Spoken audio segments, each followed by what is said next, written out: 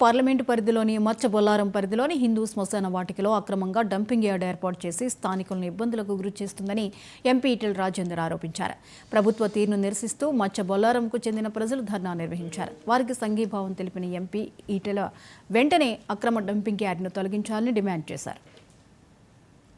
ప్రాంతవాసులు చెప్పినట్టుగా ప్రభుత్వపరమైన భూమి కాదు.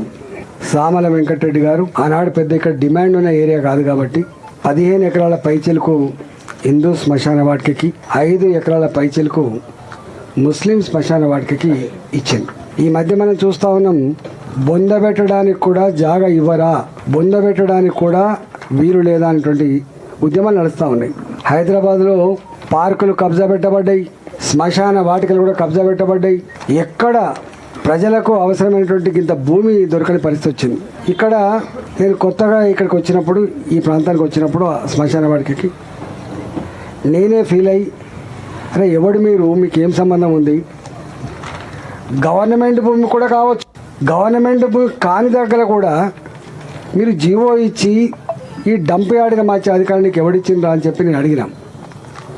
అప్పుడు నాకు తెలిసిన అంశం ఏంటంటే, పెద్ద మాఫియా ఇది వట్టికేదో అధికారులు సెంటిమెంట్తో కూడా లేదు. ఈ హిందూ శ్మశాన వాటికల్లో ఏ డంప్ యార్డ్ అయితే కొనసాగుతుందో ఆ డంప్ యార్డ్లో ప్లాస్టిక్ వస్తువులు ఏరుకునేటోడు, సీసాలు ఏరుకుంటోడు, ఇంకేమైనా వస్తువులు ఏరుకుంటోడు, ఇవన్నీ ఒక పెద్ద మాఫియా. ఇంతకుముందు ఈ ప్రాంతవాసులు చెప్పినట్టుగా